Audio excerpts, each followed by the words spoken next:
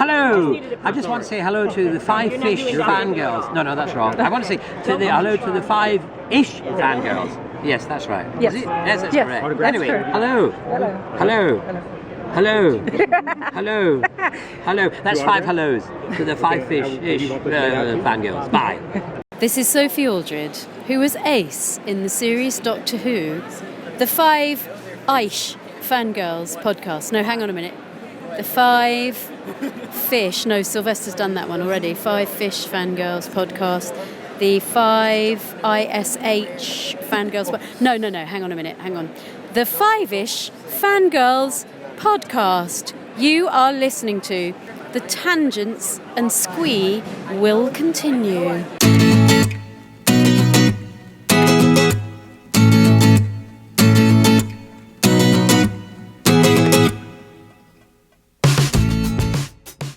The tangents and squee continue all the way to episode 143 of the 5-ish Fangirls podcast. It's our birthday, cha-cha-cha, to the birthday. Even though I know happy birthday is not copywritten, but still. Anyway. Welcome everyone to this week's episode of... Hey, let's be creative. Let's be creative with our with our birthday things, I guess. Yes, this week's birthday episode of the 5-ish Fangirls podcast. So glad you could join us. Let's start off like we do every week by going to the virtual table and see who's joined us this week. This is Brittany in W. This is Christy in Salt Lake City. And this is Rachel in Indianapolis, Indiana. Hello. Hello. I was hoping we wouldn't be ish for this particular episode. I guess we're gonna be ish. That's fine. Ish is fine. Yeah. Well, we'll make it work. So Holly may, Holly may join us if she gets power back. There's a pretty nasty storm rolling into Wisconsin, and she lost power before we started recording. So she's like, I'm gonna go sit in the dark. Well, hopefully they've got candles and flashlights with the dogs and conserve her cell phone power until the power comes back on. So that's a smart idea. Yeah, well, that's the Midwest-ish area for you. So, which, unfortunately, if she's getting that means that I may get some of it, depending on what route it takes and how big the cell stays. So, I may be getting wet in the next couple of days. Ooh, and depending on how big it is, I might get some of that. Yeah. Meanwhile, Chrissy's like, I still get snow. We've had wind over here today, but who knows? Yeah, you go. Yes, it snowed on my birthday. Yeah, it was ridiculous. And then a week later, it was like hot. Yeah. So I'm just like, springtime in Utah. That's normal. Mountain weather, yay! Exactly. Yeah. But anyway. So hopefully Holly will be able to jump in and when she can. Anyway, but we do have some news. Just a little. It's been kind of slow as we postulated last week when it was Slow News Week. Yeah, Fandom Christmas is coming, so they're keeping their powder dry, as it were. Yeah. The end of July. Yeah. But that's okay. Yeah. Because then we'll have a lot to talk about for that episode. So stay tuned. Yeah. We can discuss that later, though. Anyway. Let's start with the 10 o'clock news, unfortunately. I feel like part of my childhood died. And I know a lot of people said this too, that they're part of their childhood. But for me, literally, even though obviously I'm not old enough to have been a child in the 60s. I did not exist then, but I spent a lot of my childhood in front of the TV at my grandpa's house, who watched me quite a bit pretty much every day after school and on the weekends quite a bit. And he had cable, and with cable came Nickelodeon during the day and Nick at Night in the evening. And Nick at Night meant old, reruns of the Dick Van Dyke Show and among other things. So, yeah, unfortunately, my first Batman, a lot of people's first Batman, Adam West, passed away at the age of 88, which sucks. It sucks. Yeah. Well, I mean, okay, so like the news came out on Saturday morning, and I had just been checking Facebook, and it was just the normal stuff, and then Jared came in there and was like, Adam West just passed away, and I'm just like, he did, because I hadn't seen anything on Facebook, and it was like in the minute that I had put my phone down, and Jared walked in the room and told me that, then I turned Facebook back on. It's like, oh, yeah, I guess he did, because it was just, and it was just like, and it was so sad because I mean, one of the first pages I saw to report it was the Salt Lake Comic-Con closed group, and they, there's all these articles, and then the main open page for the Comic-Con, they posted a little video clip of when Adam West was at, I can't remember which one this would have been.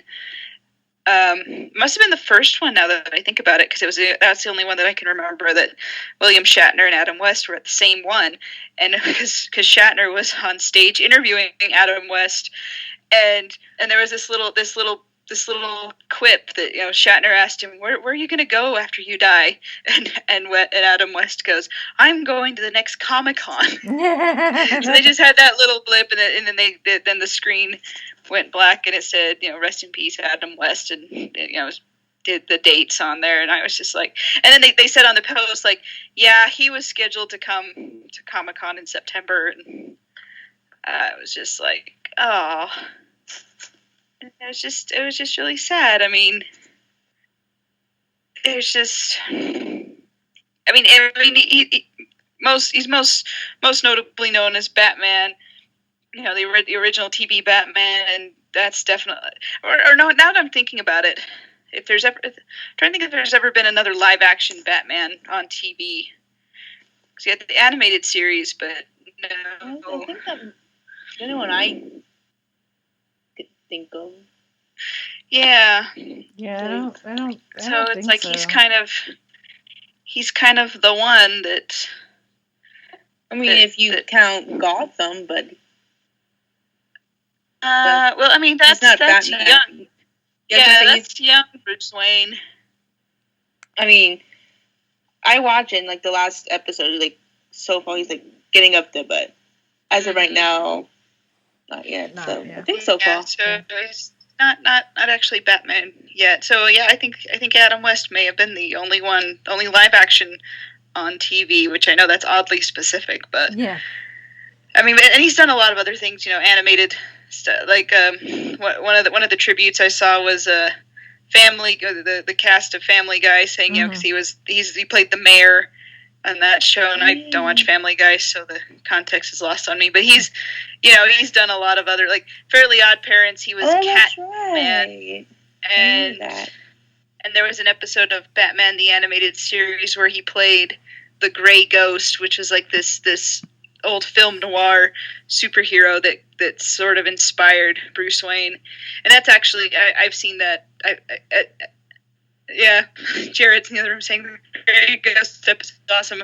That was one of the first ones he showed me, because I've seen some of Batman animated series, but I wasn't like a faithful follower of it. But I'm just kind of slowly digesting episodes. That was one of them, and it's just kind of like kind of acknowledging the past and where Batman's come from. And yeah, it was corny, it was cheesy, but it was Batman. It's endearing, it's nostalgic, and I don't know, it's cute. I like it. Yeah. And it's got its own charm. Well, it's sad that he's gone. Doing a quick search, he's actually quite a few different Batman animated. Yeah. Well, they had and it's like that's. They did the animated, Batman last year, but it was in the same style as the 60s TV show, and it was him as Batman, and Burt Ward came back as Robin, and they brought back the villains and all that. So,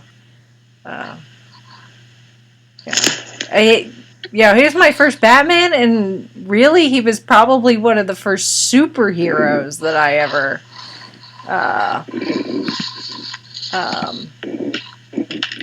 was exposed to as well. So it's not just Batman, but superheroes and comic book superheroes in general. Same here. Yeah. There's Holly. Hi, Holly! Power came back on. Everything got rebooted safely. So yay! Yes. That's good. Better late than never. Well, you're fine. We're just this is true. We're just on that first piece of news. So.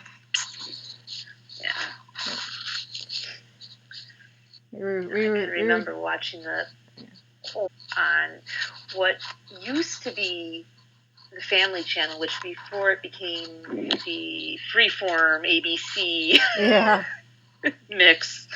Yeah, you can still occasionally catch it if you're someone that doesn't have cable, like I don't, or my in-laws don't, and they use the not satellite, but like the digital antenna. Digital antenna. And they up where they live, up near South Bend, they've got a channel, a digital channel that pretty much plays, like, most part it does old westerns, at least during the day, like Bonanza and Gunsmoke and all that, but occasionally it will do the old Nick at Night shows, and I've caught old episodes of Batman on there as well. Yeah. And I think, if memory serves, one of those digital cable antenna channels used to show classic episodes of Doctor Who. I'm not sure if they do anymore. Yeah. Because one day when I was up north on vacation, I was flipping through the digital antenna because it was kind of rainy and couldn't go out and do much. I'm like, ooh, what's this? Black and white Doctor Who. Yay, I'll sit and watch. Yeah. I wish. Otherwise, I'd probably never leave the kitchen at my in-laws when I go to visit, but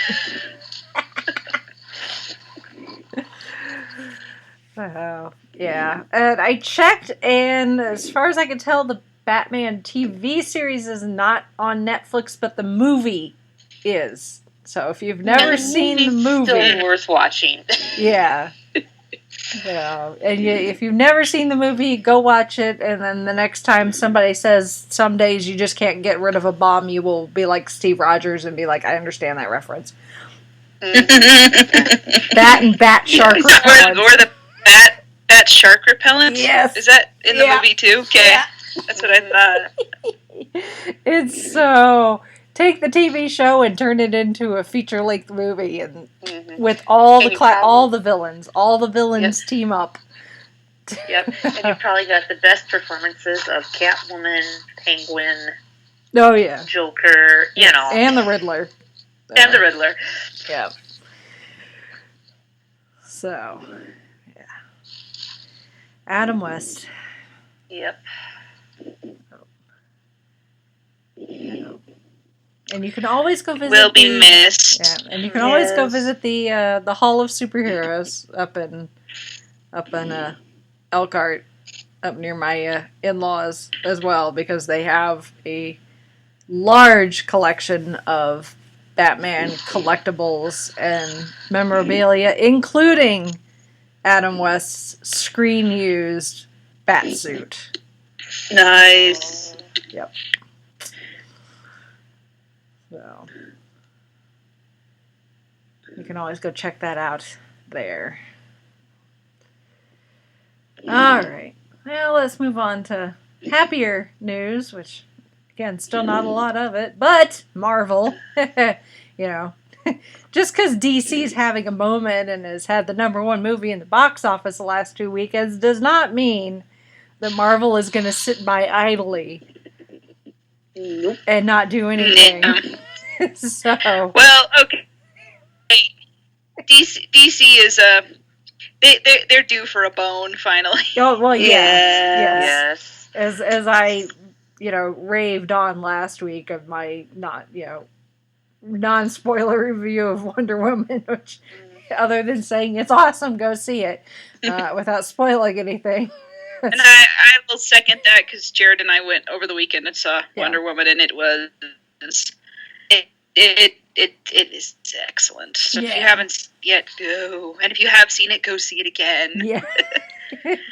It's my plan at some point this week, if I can tear myself away from other stuff. Yep. But that being said, Marvel is still chugging away at the behemoth that is the MCU. So they I guess took advantage of everyone watching the NBA Finals, which I'm not, but you don't have to, because the internet will take care of it for you. Dropped the first look at Black Panther. Oh my gosh. Woohoo! Yeah. I love I've several times. Teaser at the end credit of the one movie was really enough. This one, woo. Yeah. I love, and I not quite as enthusiastic a response, although I was still very excited, but I love, if you've not seen it, Andre's watch in reaction to watching the trailer for the first time, and all he can say is, Wakanda! The entire time. Cracks me up.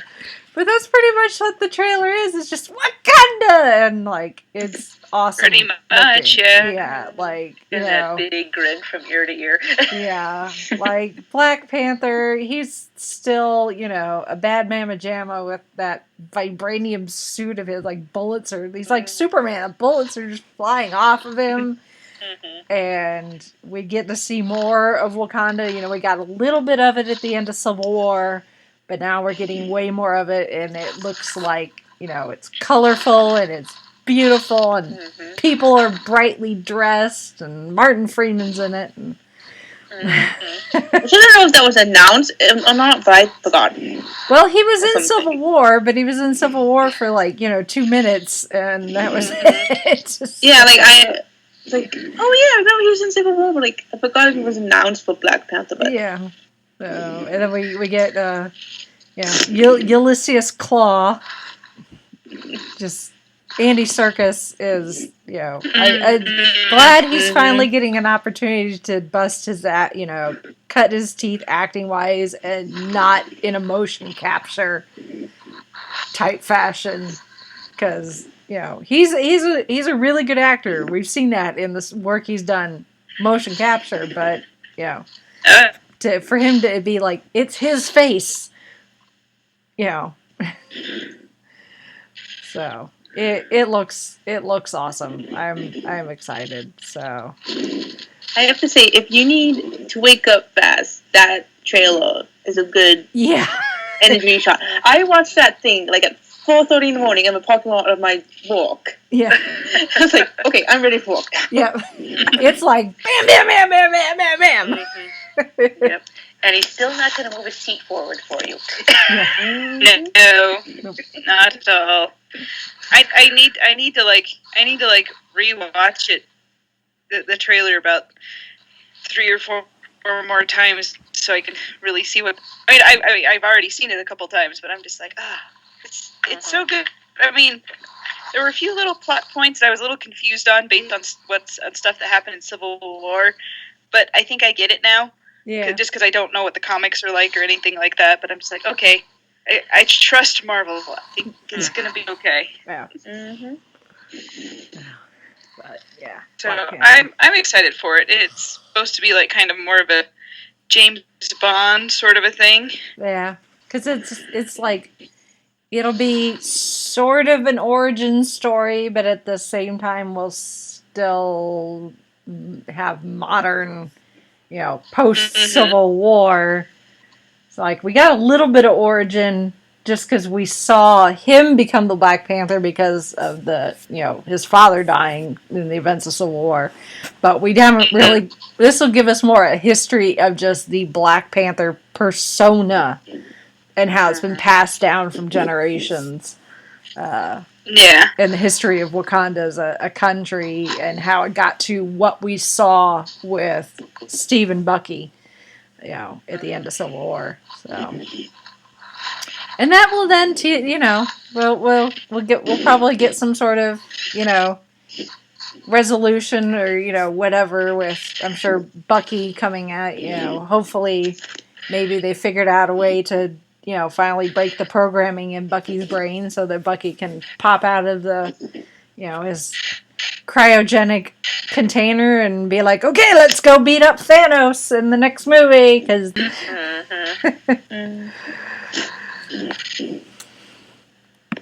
or so I assume. And our last bit of news, not so much a trailer, just photos, but if there's photos, then there's footage probably not too far behind, maybe, hopefully.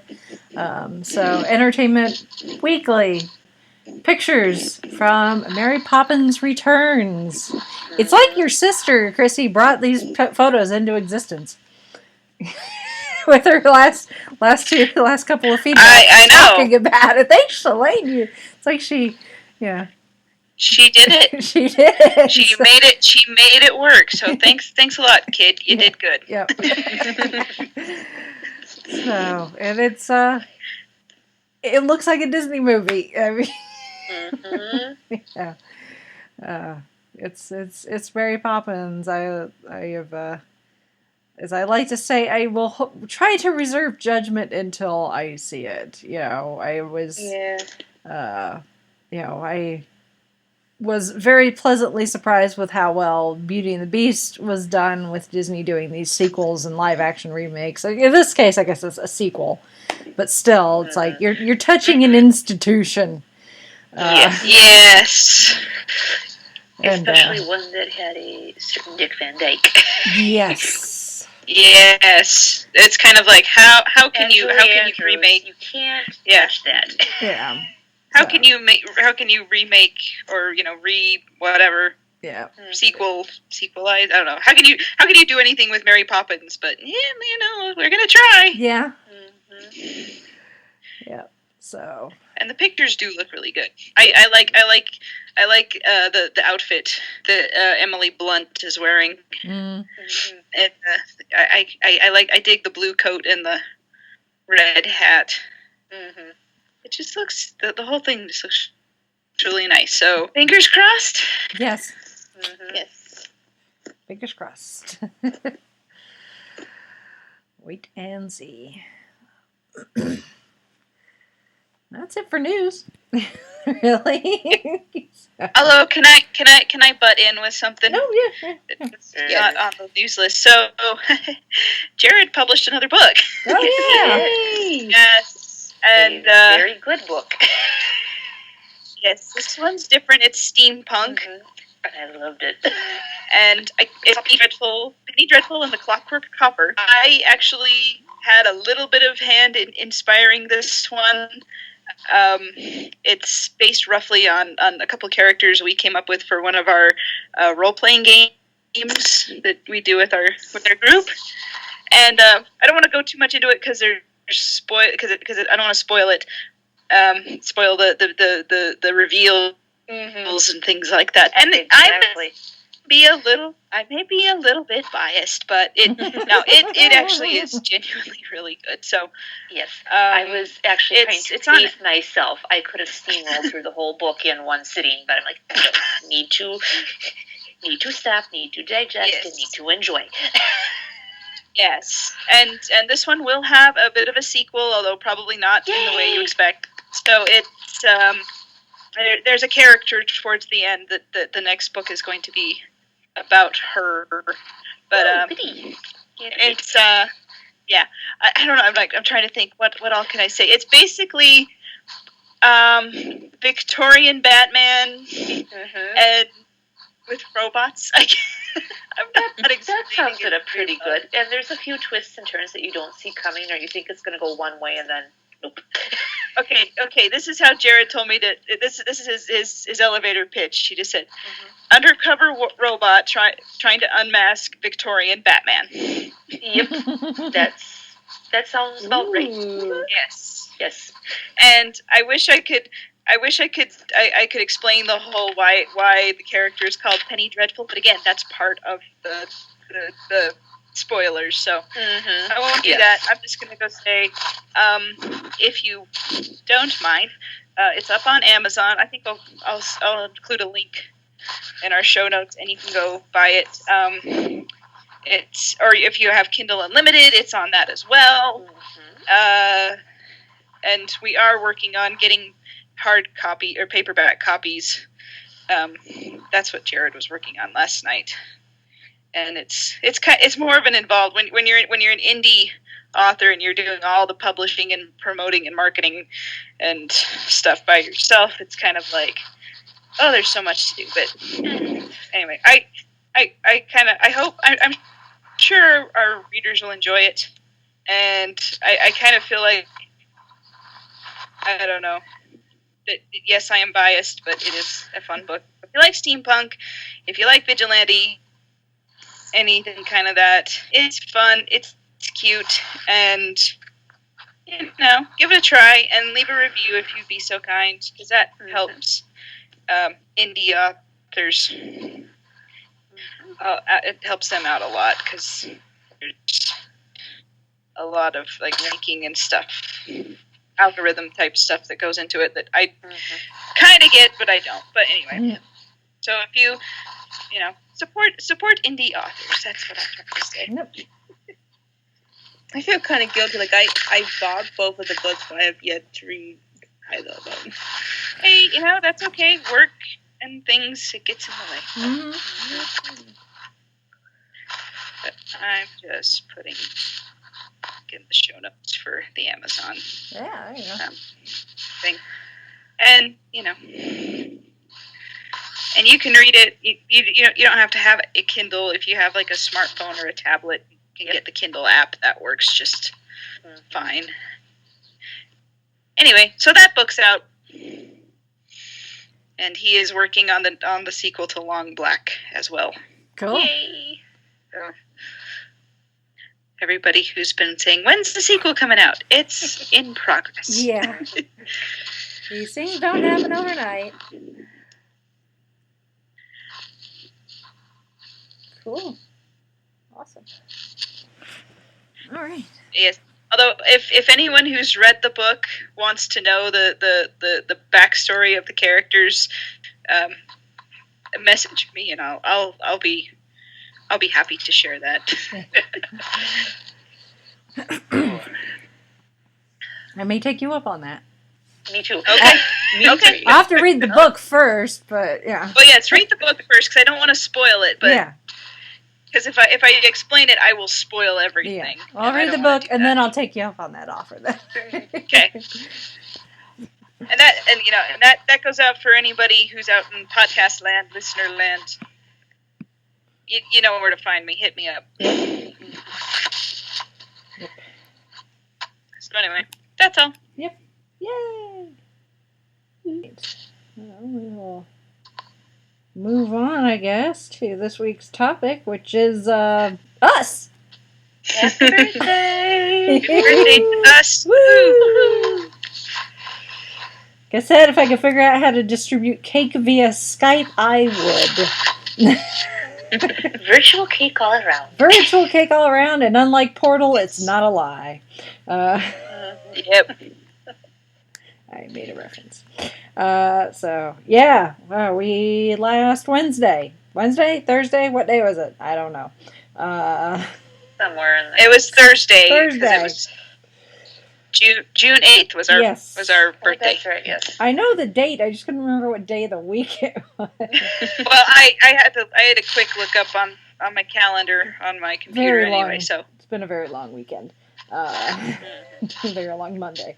That too. So it was our birthday. It was also my doctor's birthday, Colin Baker. Mm-hmm. I planned it that way. I really Baker. did. Yes, Mr. Collins. Yeah. Sixy. Yes, good old 60. Bravo and Hex. Yep. But I guess more importantly, it was our birthday in this case. So, yes, the podcast turned 3. So, 3 years since we officially released our first episode, which, I listened to once, like about a year ago, and I'm like, yeah, we've gotten a little better since then. Yep. As one would hope, after doing this for so long, getting better with practice and yes. And I remember where I recorded was not the best podcasting area. Yeah. You might have been in New Mexico. Yeah. In Florida. Or Florida, one of the two. No, I was in New Mexico when we started. Okay. Okay. Brittany's moved a lot. Mm-hmm. In 3 years, Brittany's moved how many times? I know you're in the middle of moving right now, but you haven't actually, moved yet. I have officially moved 3 times. A 4th will be here really the next couple soon. weeks. but you're not moving states this time, correct? Oh, I am. Technically, Moving states. Oh, well, okay. But bail, I'm moving 40 minutes away, but I'm right on the state line as it is now. I'm just moving a little. Okay. So you're still moving across the state. Okay. Yeah, well, across the state line. Yes.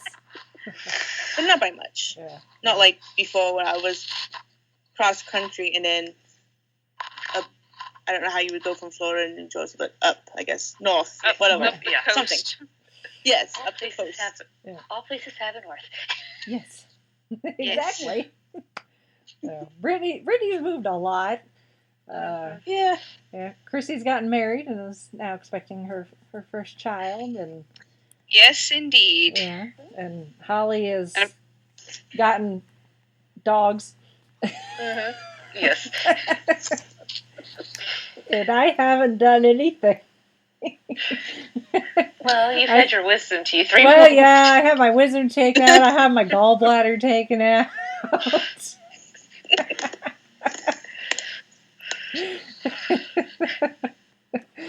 That's true. It's like when I was already married. I'm not having kids. I haven't got any pets. My job is still the same. I still work in the same place. So I've had a couple of surgeries. You just had a few surgeries. I've had a couple of surgeries in 3 years. And It's kind of like, okay, which would I rather have? yeah, and if Mitch was here, she could chime in with anything that's gone on with. I know she's had a nephew. Her sister's had a. Oh, that's right. Yeah. She became an aunt. And she visited the southernmost tip of Canada not too long ago. Yeah. That was pretty. And then she did meet up with Brittany when. Yep. Right. Yes. So Brittany and Chrissy have met, and Brittany and Mitch have met. Yep. Which every time I think about it, I'm like, you came all the way out here for my wedding. It still kind of floors me, but I'm not complaining. I'm just like, it was still a shock. I really want to surprise you, show up, but I kind of have to figure out how to do things. I want to surprise you, coming in hey, guess where I am? You just be there, and I'd be like, yeah, I get a message and hey, I'm in downtown Salt Lake, come meet me, and I'm like, what? Yeah. But no. So yeah, it's been a fun 3 years. We've done a lot of things. We've talked about a lot of cool things, and we've talked to a lot of interesting people. Awesome people. I mean, just whether it's celebrities at cons asking them for a bumper. I mean, some of that stuff I'm kind of like, I don't know. I think just going to conventions part of going to conventions. I'm just like, okay, I need to think of things there to to share with the podcast or stuff like that. So it's kind of helped I guess, enhance my con-going experience, where I just would usually just kind of sit back and, okay, yeah, this is cool, just sort of enjoy it, rather than, oh, I need to, I'm going to report back and tell everybody how it was, so I have to pay really close attention, and so it's kind of, I've gotten a lot more out of it, and and then we've had a lot of really good guest interviews and things like that, so. The cosplay. Yep. Was awesome. Yeah. Yeah. And then lots of showrunners from various conventions, and we've had my husband on, we've had Chrissy's husband on, we've had the guys from Traveling the Vortex on. Yes. So yeah, we've just kind of taken this and had fun with it, and listeners, I hope you all have had fun as well, because it's cool if we're having fun, but if you're listening and enjoying it as well, that's just that makes it even better. Yeah, it's been exciting. Me being the person that does all the technical stuff. I edit the show and upload it, and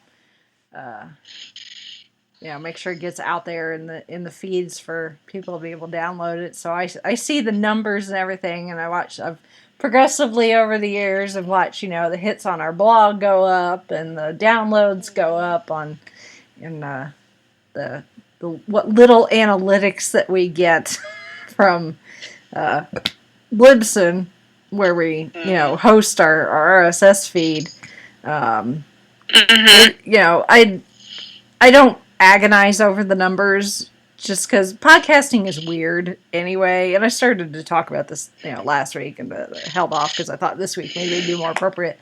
But for those that don't know, with podcasting, you host your show somewhere. The technical, in as layman terms as I can get it, is iTunes and most other, Stitcher, Google Play, they utilize what's known as an RSS feed, and they pull essentially the MP3 file and via that feed, and then that's how you download it. So for most people, it's through iTunes or the podcast app. If you're a Apple user. And for everyone else, it's Google Play, I think, for the most part.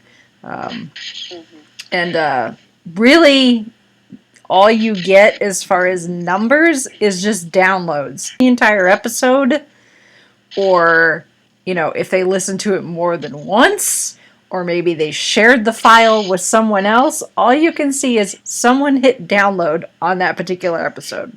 And that's it. So... but our blog, it gives you slightly more. It shows, clicks on the different posts and some things that people search for and, stumble across us, and how people are finding us, whether it's via our Facebook or other social medias or whatever. So numbers-wise, it shows that there are people out there that are paying attention to us, which is great. That's good for the ego, I guess. But it's the numbers I really couldn't care less about. Mm-hmm. My brother's going to hear this and be like, use the proper words. And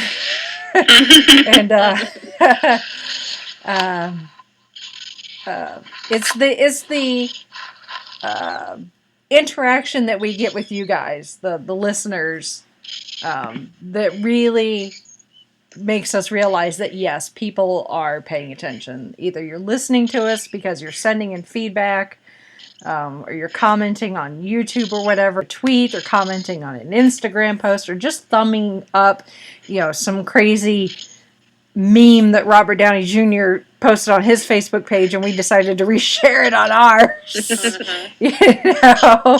It's like, hey, you guys are there, and it's good to know that people are listening. I have friends that tell me that that they don't necessarily send in feedback, but they're like, yeah, we listen. I listen, but which is great. So yeah, I know Chauncey listens, even though he falls behind sometimes, but that's fine. He listens to like 5 million podcasts just like I do, so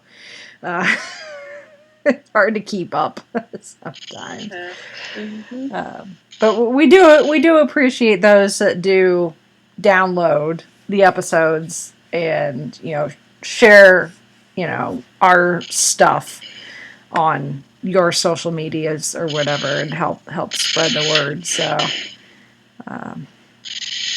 lots of warm fuzzies. And we hope that means you're having fun with it too. Yes. That's the biggest thing is we hope you're enjoying it.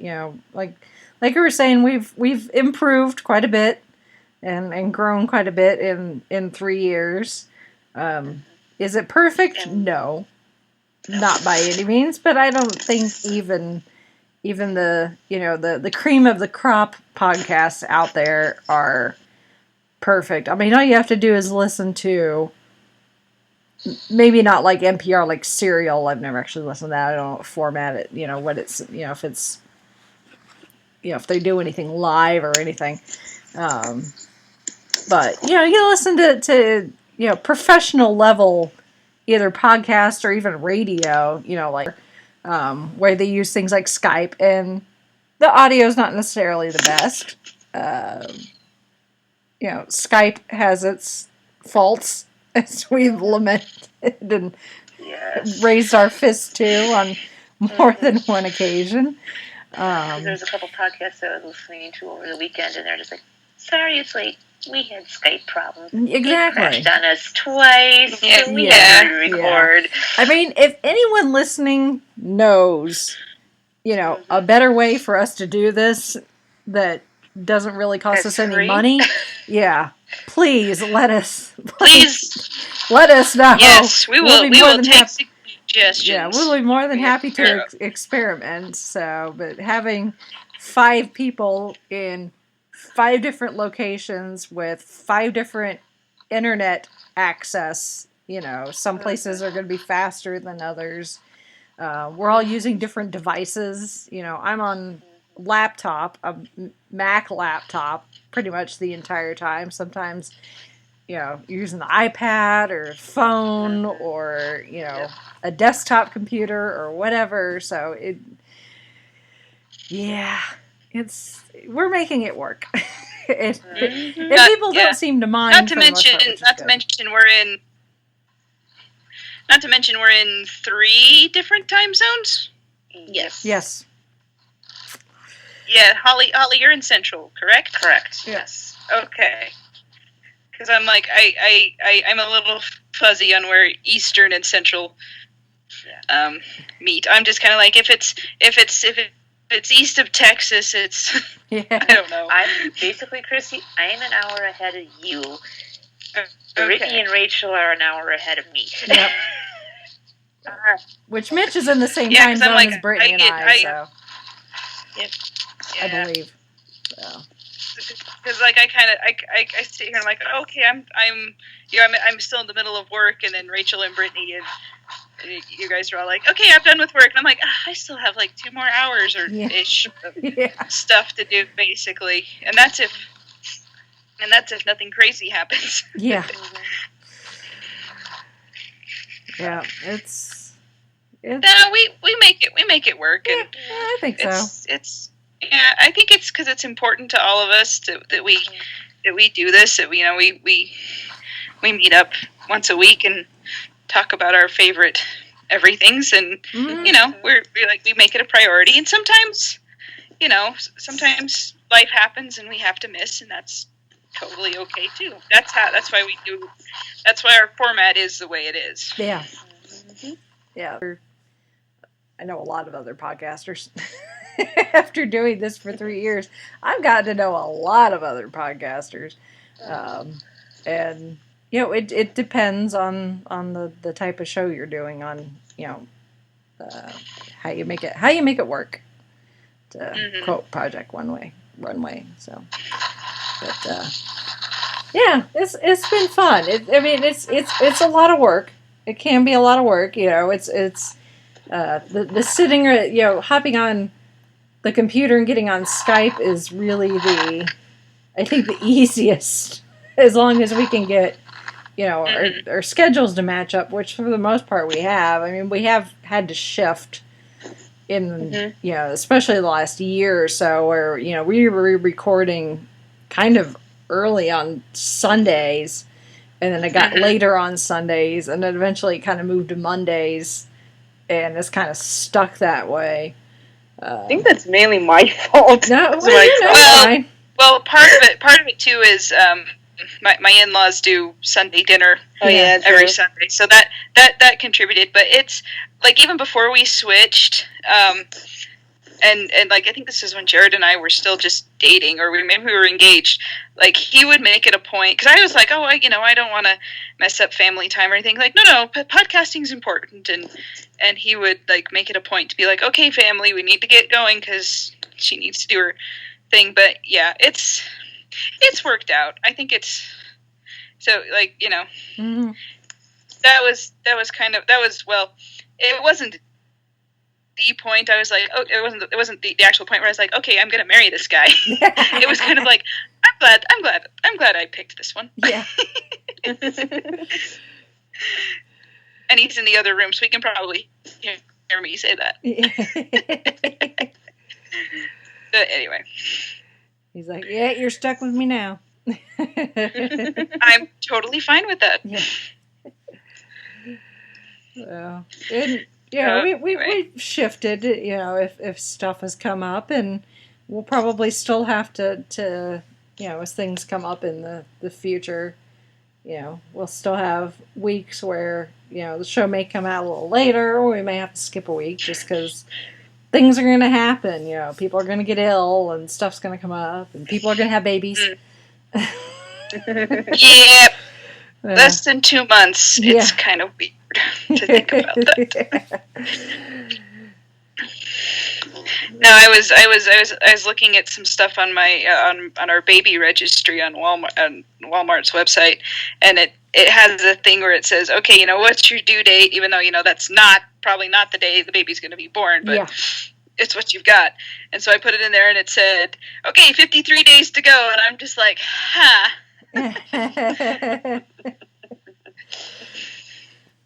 Anyway.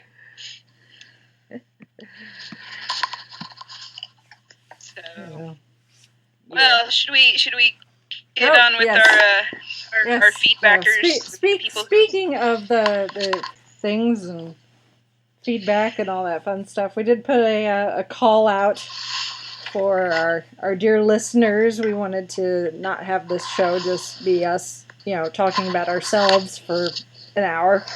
Well, we kind of did, but we did. We wanted some of our listeners to be like, yes, what do you guys want to know about us? Exactly. So we put it out there to the universe, and I may have had to bring out the Jewish guilt a little bit, because we hit Saturday and nothing. So like, we record in 2 days and nobody sent us anything.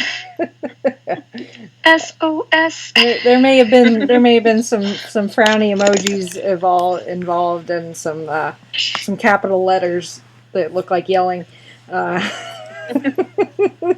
Then, funnily enough, I posted on our Facebook page. So I also posted on my own personal Facebook page, and the person to break and release the floodwaters actually was my mother.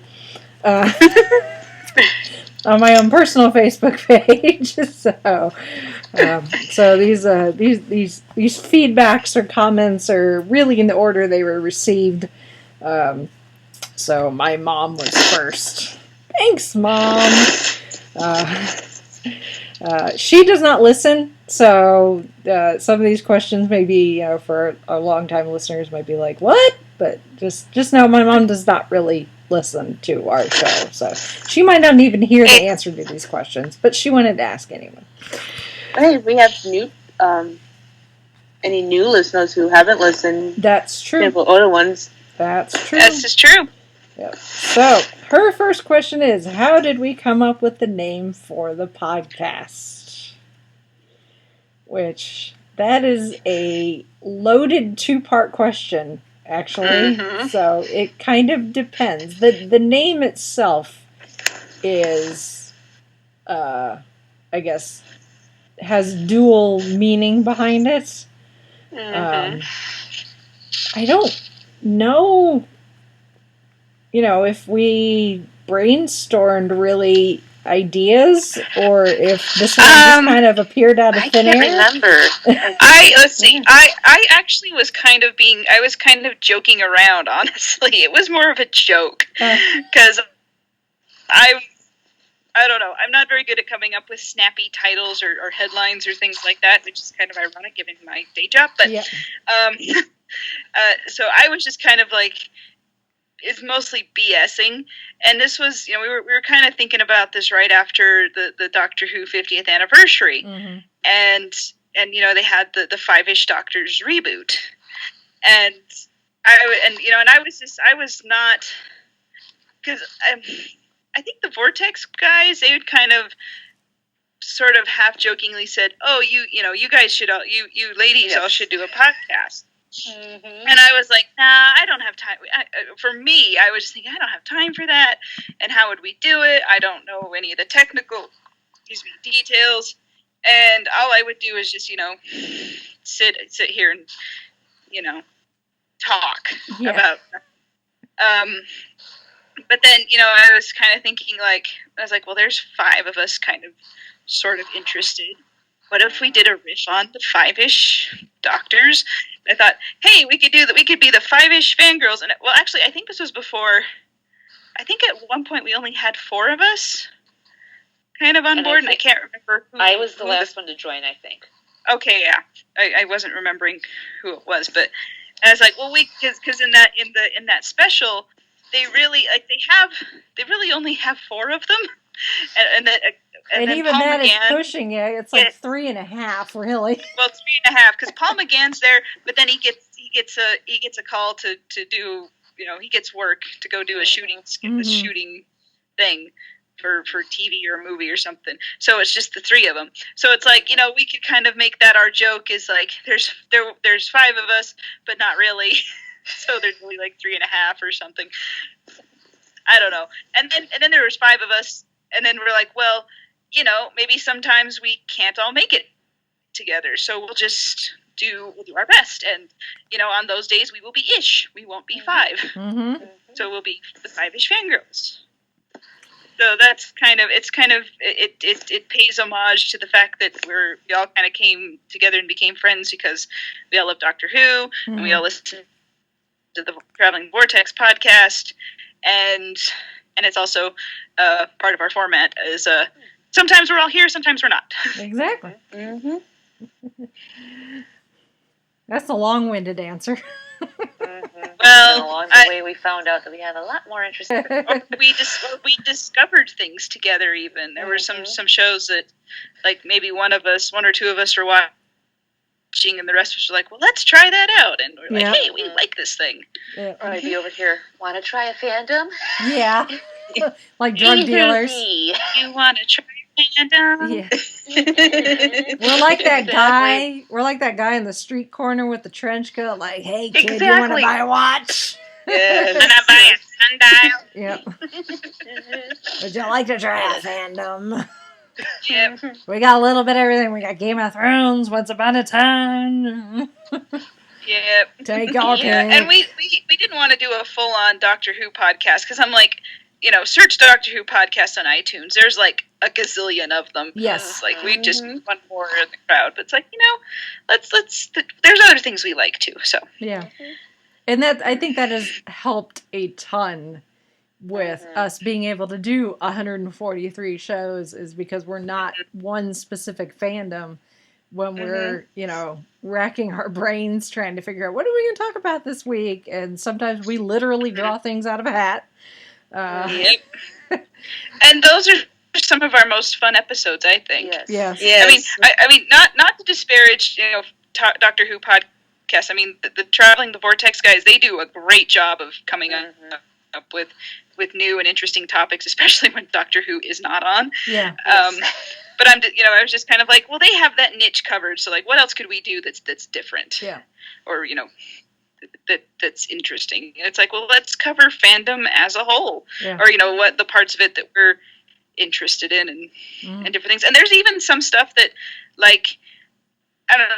I think that one of us is interested in, and maybe the other's like, well, we haven't seen that, or we're not all quite interested in it. But let's talk about it anyway, because like maybe just one or two talks on that episode, and the rest of us kind of listen and ask questions and things like that. So that works out. Maybe we find a new fandom, like not right, or reignite. Oh, I watched, but then I lost track. Talk me back in. Yeah. So. Yeah. And then we've also kind of gotten some of our family members, kind of interested and involved. Like, Chauncey's been one of our stalwart supporters, and my sister Shalane has been, she's our number one fan, because she writes in a lot of feedback, and she loves it. Like, when we were a few weeks ago, my parents and her came up for dinner, because there's a bunch of birthdays mixed together right in there, and one of them's mine and my parents, and Jared's birthday's kind of in there. So like, well, let's take y'all out to dinner. And my sister was there, and she was like asking me like, oh, what about this thing, and what about this thing, and you talked about this on the podcast. And I'm like, you remember what I say better than I do. Yeah. So that's fun. Oh yeah. I guess we one of the things that has, I think, helped us go this long is the support from the friends and family members. And I'm obviously a bit biased, but I, can't say thank you to my own husband enough, especially considering he's the one that makes sure that we got onto iTunes in the first place. I will say thank you to Chauncey all day long, because dude, he did not have to do that. I'm happy he did, but he didn't have to. So thank you, Chauncey. Yeah. Yes. Well, he was, I don't want to put words into his mouth, but I know him, but I know he was quite happily amazed. When we started this and kept going for, just the first 6 months, not being on iTunes, but we kept doing it anyway, knowing that we weren't necessarily getting the distribution that most podcasts get. We were only on YouTube and putting a little link for, you could directly download the MP3 here. Which was not very helpful for those who the podcast. I don't know. Yeah. But he saw that how passionate I was about war too, and how much we were enjoying, and he's like, I'm gonna help these gals out, and it's definitely helped out a ton. I don't think we would nearly have the fandom base if we were still just putting the episodes up on YouTube. So. Yeah, that was kind of a lot of work to ask for people. Yeah, to do, but it wasn't a video. Like it's just, especially when it's just audio, because it's not very. It's not typically what people come to YouTube for. Yeah, yeah, a little bit. So, which occasionally now we do occasionally put up. Other videos, especially if we get video from conventions and stuff, so that helps break up the monotony of just the podcast. We still put them up on YouTube. We still, if people don't realize, our YouTube channel is active at the very least. Each episode does still go up on YouTube, just because it's a nice backup as far as storage is concerned. It's nice to know that they're sitting there, and I can always pull them from YouTube if I need to. It's not the raw recording; they're edited, but still, I can get an episode if I need to quickly. And I think there's been at least one time where like the iTunes was messed up, but the YouTube was still working. Yeah. Right? Yeah. It's redundancy, I guess is what the term is. But yeah, it's a good redundancy, and it doesn't cost us anything. the doesn't cost us anything is that's important. Yeah, that's really indeed. Yeah. So anyway. Yeah. So my mom's second question was any person or persons inspirational or an inspiration in the creation of our little group? And we have Keith, Glenn, and Sean to thank for that. Actually, I think. Mm-hmm. Yeah, I would say so. Yes. Yes. Yeah, those are if you are not aware, those are the hosts of Traveling the Vortex. Yeah, and they're kind of the reason that we're all friends. We all know each other because how else are 5 vastly different people from vastly different parts of the continent ever going to connect? I mean, I suppose we could have in some roundabout way, but it would have been unlikely. Yeah, yeah. The odds of us finding each other, even being on Facebook, would have been pretty slim. But I think because of Traveling the Vortex and Facebook. So thank you, Mark Zuckerberg. Yes. Thank you. You can blame him too. Because, I mean, we were all listening to Traveling the Vortex, which listening to it doesn't necessarily connect you with even the guys hosting the show, but because they were active on Facebook. And they had a lot of, their feedback segment, and they're very, we kept hearing very open to send us feedback. We'll read it out to you, and there's like kind of that conversation, that dialogue going on with their feedbackers, even though the conversation takes a week at a time to get going. It's still like then they have Friday Night Who, and then we started the book club with them. And so it's not just the podcast; it's this whole big network group thing. Of friends, this community, almost network even. Yeah, but I mean, I'm Facebook friends with people I've never talked to, but I know they listen to the podcast. And that's really how we found each other. I think is just they on the Traveling the Vortex Facebook page, and like I think I friended them and saw like your guys' names and like, oh, I recognize that from feedback. Holly and Chrissy and Brittany, and it's like, oh, let's me friend you guys. And I guess we can blame Stephen Moffat for this too. That special, that 4 hour Google Hangout. Yeah, the 50th anniversary just really, that's what did it. It just kind of felt like, hey, maybe we actually can do this podcasting. Because the guys had said, oh, hey, that would be cool if you ladies did the podcast. And like I said, I would, for me personally, I don't know how the rest of you are like, I was just like, I don't know anything about podcasting. What the heck am I going to do for that? I'm like, I don't know. I'm a podcaster. Like some of these guys. It's like, okay, I know I sound semi-coherent when I type an email, but it's just like, okay, how is this going to work? Dribble. Yeah. That was my fear. And I was like, am I going to just get bored of it after some point? And, I just, I didn't want to commit to anything, but then we just had so much fun with it, and it's like we said, we just went with it and said, let's see how far we can go, and here we are 3 years later. Yes. Do you ladies still remember our test run before doing our actual recording? I try not to think about it. To test Skype. Do we remember? I think a certain Disney movie was involved. I think it was too. Talk about being. That was fun. It was fun. Yes.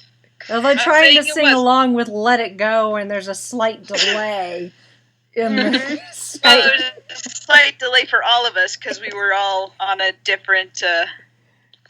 Probably a different format, or whenever we hit play. Yeah. That. I was like, we weren't all in sync. Yep.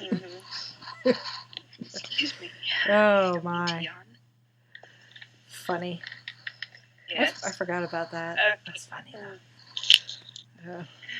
I still remember the time I think it was, before we started recording, we wanted to talk about the Christmas special, I think we were all playing Doctor Who Legacy, which became the rule. We can't play that during the recording because we get distracted by it. Yeah, we get distracted by a lot of things. Tangents. That's why it's in our tagline, tangents and squee continue. Yes. Mm-hmm. May it ever be so. Yes. Mm-hmm. Yeah. Very much so. And then my mom's last question was, who embroidered that cool logo on your shirts? Meaning me, because I'm the only one with shirts, but I have a couple of shirts and a jacket that she embroidered for me. Thank you, Mother. Oh, nice. Speaking of family support, there we go. Yes. Mm-hmm. So, it's not exactly our logo, but it's close enough. I mean, it's got the name, it's got a little microphone, so cool. It gives me it's something to wear now to like conventions and stuff, and I'm not in cosplay. Kind of walking billboard. 5-ish fangirls. So, yes, thank you, Mother, for doing that. I'm probably going to have you make more at some point, so I have a whole closet full. At least 4 more. Yeah. I would say. So, at the very least, if this would probably beyond what my mom could do, but I should probably see if I can find someplace online that could do like patches, and then you guys should just order patches and then like either iron them on or pin them on or sew them on to whatever it is. So if anyone's got any good recommendations, like on Etsy or something, for someone who could do that, hit us up and let me know, and I will look into it. Yep, we're always looking for stuff like that. At one point, we did have some ideas for a T-shirt shop, but we just kind of we got doing other things. Maybe we should resurrect that. Maybe once I find a moment. Well, yes. Once we all find a moment. As always. Yeah. I know. I'm sitting here coming up with new projects, and I'm looking down, I'm like, I've got a big project coming in 2 months. Yeah. Yeah.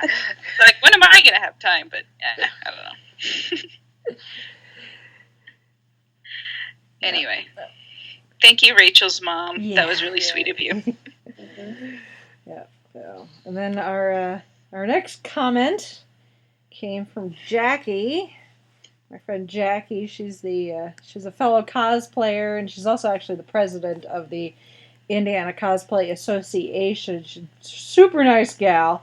I'll post a link to her cosplay page, Dazzle Cookies. I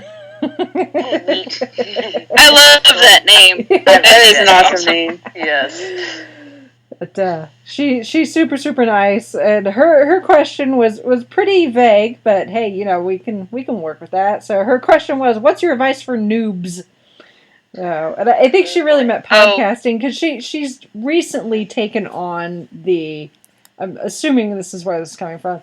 She's recently taken on the president position of the Indiana Cosplay Association, and she's working on finding new and fun ways to promote their group, because the ICA does a lot of charity work. So they'll go to conventions and they'll sell cosplay prints and other stuff, and the money will go charity, or people will ask them, different charities will contact them to have people show up to parades and visit sick children in hospitals and baseball games and that sort of thing. Anything to, you can use cosplay to promote a better cause, essentially. Oh, yeah. And I know Jackie's working on revamping the website and coming up with, new ways to help support the group, and in the process support the, various awesome things that the cosplay community can be part of. And I don't know if maybe a podcast is something that she's thinking about or what. Well, we will endeavor to answer her question. Yes. Best we can. I was kind of sitting on this answer with some of the earlier questions because I knew this question was coming up. It was on our list, and I think, and it goes back to just my personal feeling. Like I said before, I was like, I don't know if I had, I hemmed and hawed about being a podcaster, doing a podcast, and I think kind of my advice is, just get started. Mm-hmm. Just start it. I mean, like when we started, like we said before, we were just on YouTube. We didn't have anything really to show for it, and we were still learning all the technical stuff. And it's like, if we'd waited, I think if we'd waited to get all of our, make our, all of our perfect equipment, our perfect, iTunes, everything where it's like all looks sleek and professional, I don't think we would have even got started. I think, because we spent those first 6 months kind of fumbling through and trying to figure out, well, how do we want to do this, and what are some ideas, and we kind of just were by the seat of our pants pretty much. And that, I don't know how other podcasts are, but I think that kind of helped us figure out what we wanted to do and what we wanted the podcast to be like. So when we were able to get on iTunes and do all these other cool things, then we had something to kind of, we had content that we could be proud of, and not just, because I think, let's see, how do I explain this without it sounding conceited? I don't know. Okay, here's an example. So, I mentioned before, Jared's writing books and he's an author and things like that. And he likes to look at, his rankings and his numbers and how well the books are doing, and, reviews and stuff like that. And sometimes people will leave reviews that are, they're complimentary, but then there's like, oh, there's one or two things that, you could do better. Or, he looks at other authors like, oh my gosh, look at all what they're selling and everything. It's like, well, you just started out. You're trying to build up your back catalog, basically. And that's what we were doing is, so like when people could come and find us, then they could go like, oh, I wonder what they talked about on this podcast. Oh, you have a 3-hour Once Upon a Time episode. Mm-hmm. Recapping that, or just all those different things, and people can go back and look and stuff. And so like I think all the technical stuff will work itself out eventually. Find your style, find your voice, find what you want to, what kind of podcaster you want to be, who your audience is, and then let all the technical stuff work itself out. Yeah. That would be my advice. Yeah. Yep. And be flexible. Get started. Yes. Be flexible, because, you might have to change a program topic that day. Yes. Just go with it and have fun. Because I can remember we were supposed to talk about one thing, but then I think we had a few 10 o'clock news items, and we're just like, we need to sit and just focus on these two. I think it was David Bowie and some... One else, it was Alan Rickman. Yeah, Alan Rickman, it was the January that sucked last year. Yes. And I'm glad. Well, we even had to do that earlier. Well, it was January this year actually, because we when John Hurt died, and we were going to talk about something else, and we were like, okay, well, we're going to have to change our topic for the week. Talk about, John Hurt died. Okay, we'll talk about that. It was, we had a topic scheduled and ready to go. Right. Yeah. And it was like, nah, we need to do this other thing instead. Yep. So. Yeah. Because otherwise that topic was going to linger in the back of our mind. Yeah. I mean, we were in no... We were in no position to... I think I might have had to have missed that one, but that was for unrelated reasons. But yeah, be flexible. And keep ideas in the back of your mind. Like if you end up drawing names out of a hat to talk about, I don't know. That's what we do. And like we make a list of stuff that you want to talk about. Yeah. Yes. But don't be in a rush to boom, boom, boom, boom, boom. Oh yeah. You're not. What goes natural. Yeah, you're not going to necessarily get to a topic, especially with our particular show. We do the news segment pretty much every week. So that automatically dates the show, at least for the news segment. Sometimes the topic isn't necessarily of the moment. I mean, we do a lot of movie reviews when movies first come out. We've been doing that with the Marvel and Star Wars at least. We have our handful of TV shows where we don't necessarily cover the entire season week by week, but we always talk about the premiere and the finale. Sometimes multiple finales, depending on how they break up and premieres, depending on how they break up the seasons. Shield, Once Upon a Time, and Doctor Who are really our 3 shows that we absolutely have to talk about when they premiere and then when they have their finale. And then pretty much everything else is just kind of, we've done that several times where we've done a show where it's nothing but news because we've had a very heavy news week. Yep, and Fandom Christmas comes to mind. And then Fandom Christmas, and then Disney Fandom Christmas, which, if anyone's not looked at the calendar, there is San Diego Comic-Con one weekend and D23 Expo. They are one right after the other. So be prepared next month for lots of Fandom Christmas. I'm just saying. Yep. And then, some days, and then we have a list of things. We know we've got our top 10s that we'll do. Occasionally we'll draw names out of a hat, or we do our mystery actor archives. Sometimes it's just, something we want to talk about that it's older. I did my one episode where I prattled on about, are you being served? On YouTube. So maybe it's something a little off the beaten path that not everybody knows about, but it's like, hey, it's still interesting. Then we did a currently episode too, what we were watching or reading at that moment when we were podcasting. That was cool. Yeah. We've talked about conventions, video games.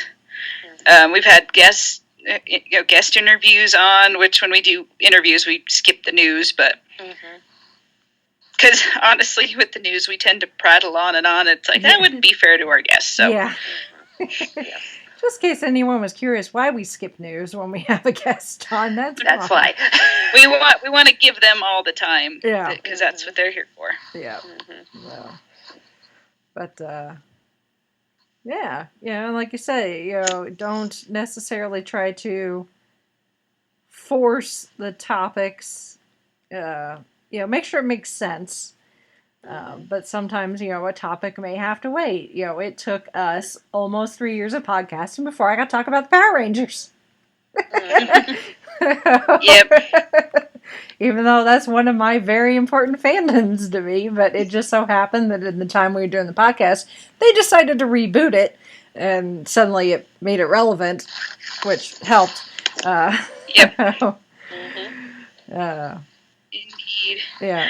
Oh, and this other thing, especially if you have co-hosts, is don't be afraid to talk over each other. Yes. But be polite. Yeah. Because sometimes there are topics that we all want to get in on, and sometimes I feel like, I'm like monopolizing the time because I tend to be a big mouth. Yeah.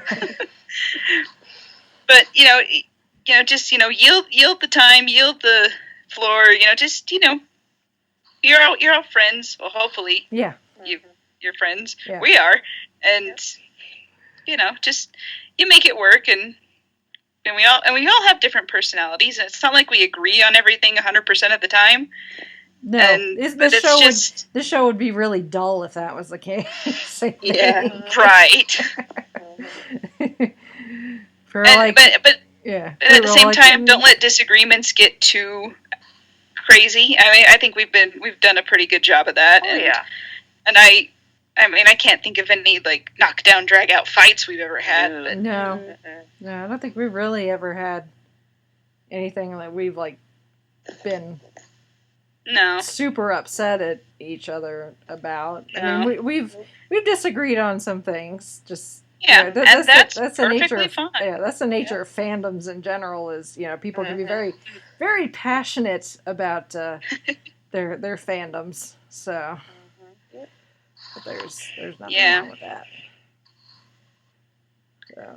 So just The kind of if you're gonna do a podcast, the two biggest things are,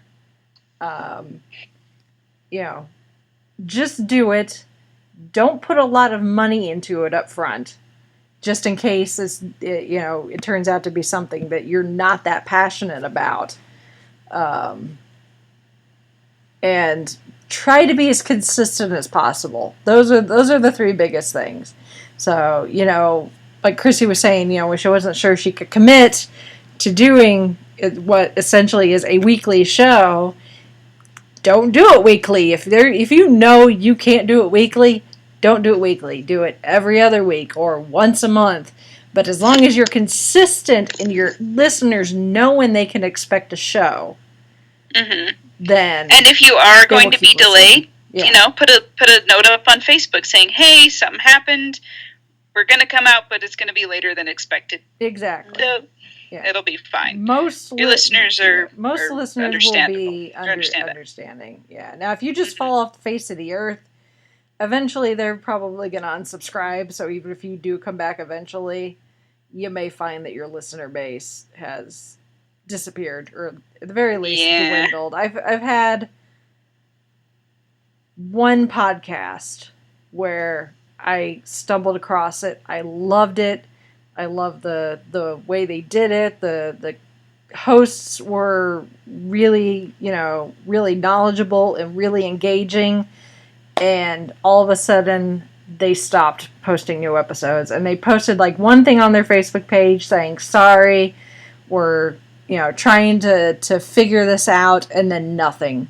And eventually I'm like, okay, well, unsubscribe. So. Yeah. If your show has to go on hiatus for 6 months, tell them that. And, if they really enjoy you, then they'll wait.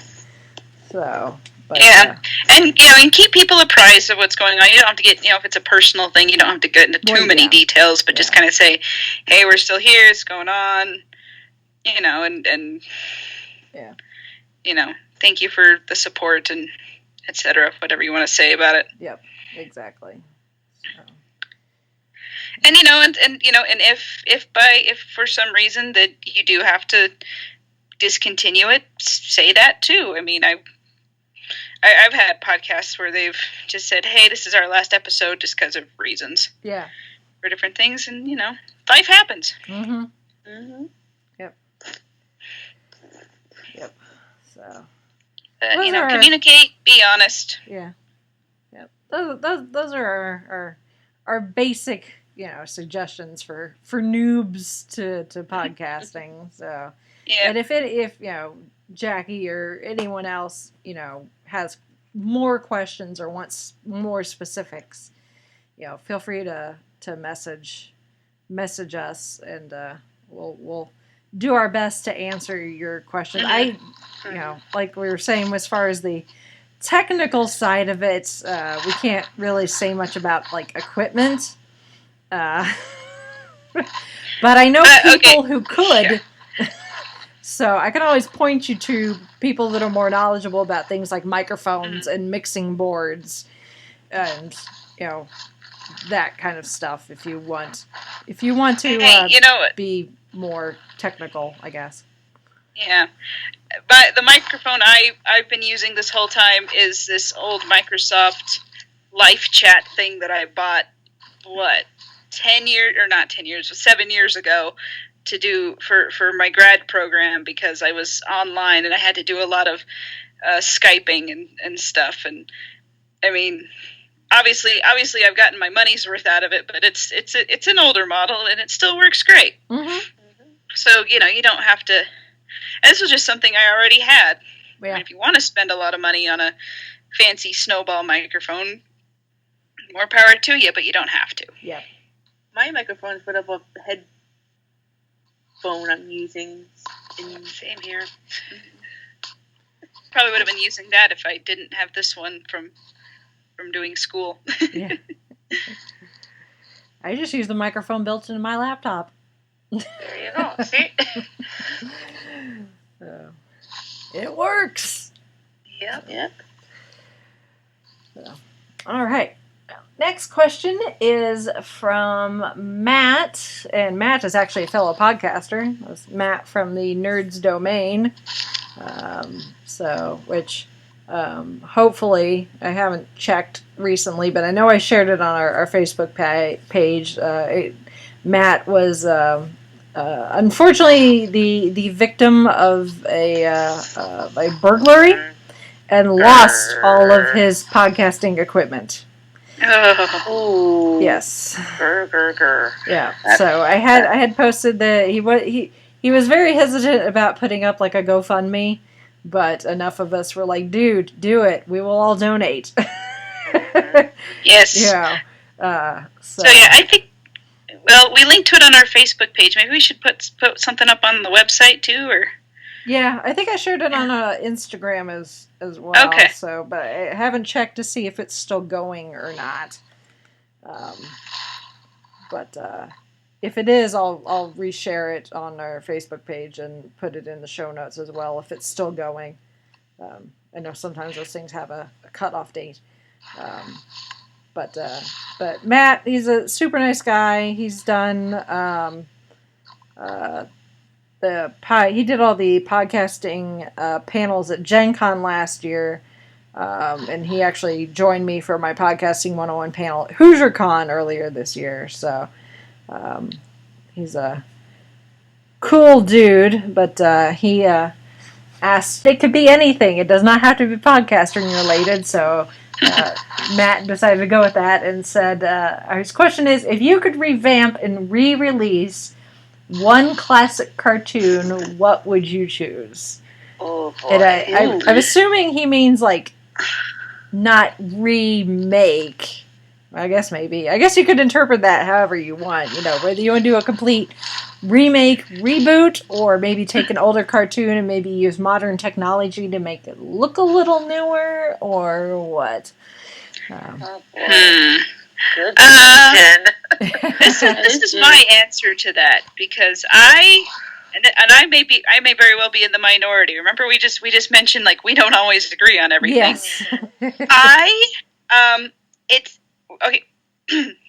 Excuse me. When you talk about bringing back old school cartoons and things, I have such fond memories of the older stuff, and I think of like Looney Tunes, everything from Looney Tunes and Scooby-Doo to like Powerpuff Girls, or even the Disney afternoon type of stuff. And Humphrey the Bear, the classic Disney. Yeah, the Disney shorts, from the 1940s and 50s, like that stuff. I like have such a soft spot in my heart for that. I am hesitant because I'm like, I don't know that updating it for a modern audience, quote unquote, is necessarily a good idea, just because it would be so different, and I want to keep. I'd rather have the older stuff. Like, I mean, I know. I'm gonna say this, and it's probably gonna tick people off. I'm not actually that enamored with the new DuckTales because, I mean, David Tennant is awesome in it. It's kind of the animation style is not my cup of tea, and some of the other voice acting, I'm just kind of like, oh, that's not my Huey, Dewey, and Louie, and that's not my Webigail, and I like the old stuff too much to. Like, I'll just buy the older one on iTunes or on DVD, and I'll watch that. I mean, if you love the new one, God love you. You're wonderful. Enjoy that. I think I'm going to love on my old classic stuff. So, and that answers that question. I'm like, I'm going to go watch the stuff that was on 20, 30 years ago. Good job. Yeah. Feel free to disagree. Yeah, I mean, that's kind of. I mean, because a lot of, like, Scooby-Doo and all that's been revamped and redone. With varying degrees of quality, too. Yeah. My opinion. Yeah. I mean. And I'm kind tough. of in the same boat with you, Chrissy, because, I mean, watch some of the Saturday morning cartoon. I mean, I saw the revamped Thundercats, and I think they revamped Thundercats, and then I saw the revamped Teen, and I was like, but that's, like, okay, I can see some good, but it's just like, it's not my... Yeah. Yeah. It's not my original, and then we kind of go under the, it's not for me. Yeah. Exactly, that too. And then I just had this other thought. Once I said that, I'm like, but I love Sailor Moon Crystal. Right, even though a lot of people are like, oh my gosh, it's the animation, the this, the that is blah, blah, blah, whatever. And I'm like, but then there's some you just absolutely love. Yeah. So I guess kind of as a rule, I'm like, I will watch it and see if it appeals to me. Mm-hmm. And if not, then I'll go from there. And most of the time, it doesn't appeal to me. Sometimes it does. So, I reserve judgment. But generally speaking, I'm like, I wouldn't do any of them. And I'm not going to give anybody a hard time who likes the revamp. I'm going to say, hey, oh, no. Great. You're helping continue the fandom. Yeah. Anything that can introduce a new generation to something that maybe is fallen off the wayside is not necessarily a bad thing. Yeah. Although I do kind of wish they would do a lot more original stuff too, because that's how we got stuff like DuckTales and Powerpuff Girls and what else? Samurai Jack and some of those Animaniacs. I mean, they're rebooting Animaniacs. I'm like, okay, this could go really, really good or really, really bad. Yeah. I don't know which one. I don't know which one it is. Which one is going to happen. Yeah. But I'm worried about that one a lot. Yeah. I mean, like I was saying earlier, I most of my childhood was spent in front of the TV. Nothing wrong with that. No. But I don't really... I have cartoons that I watched as a kid, but I didn't really have any that I have strong emotional ties to. So things like the DuckTales reboot, I'm okay with it just because it's not like, oh my god, my childhood is getting destroyed or anything. I mean, there was stuff I watched that if I could, if I can't find the original, if they wanted to try to bring it back, either reboot it or do an update. It kind of like they've done that with the some live action stuff where we've got Fuller House. They did Girl Meets World, to continue Boy Meets World. They had the those are the two I can think of off the top. And then they had the Gilmore Girls. Much Gilmore Girls, but so that was kind of lost on me. But yeah. I don't know. I mean, I watched a lot of the Nickelodeon cartoons, Rugrats,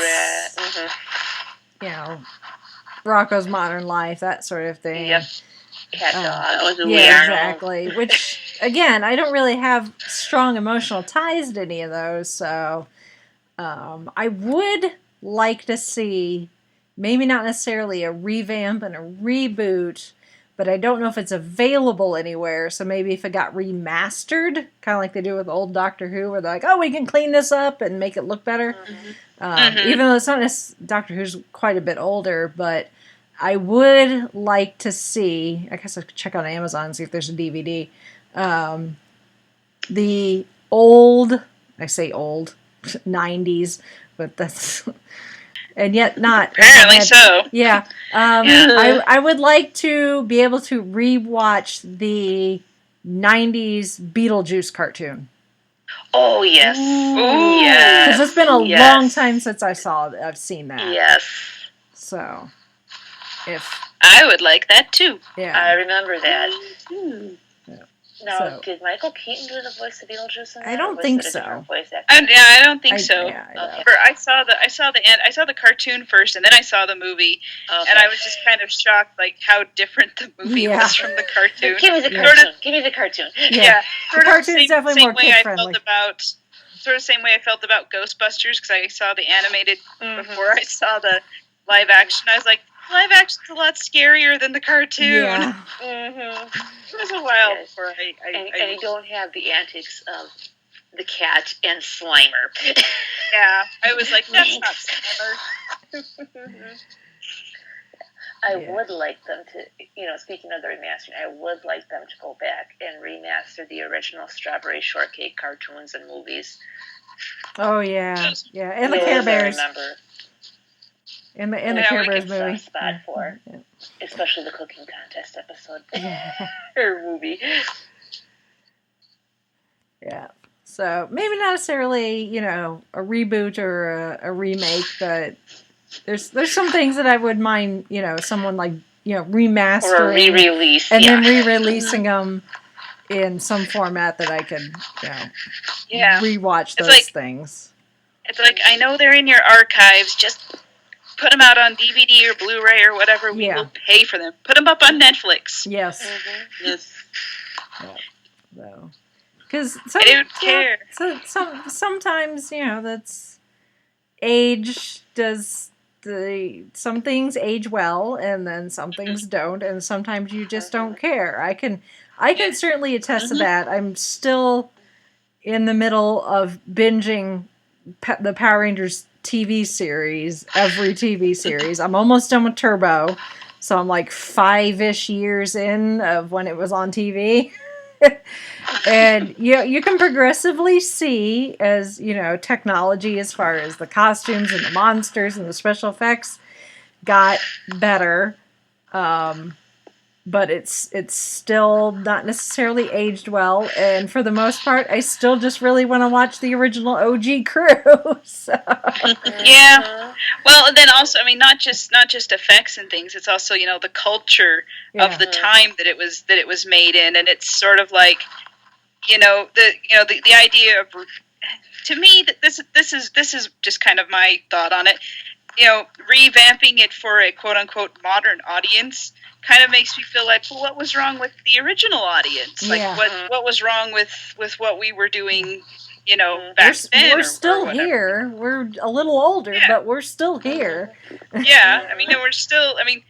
We've grown up, but part of us is like, well, I want to remember those things, like, the old Ninja Turtles, for example, back in the late 80s, early 90s. It's like, that's what I remember. That's what I want to see, and I want to. So, like, just give me reruns at that point.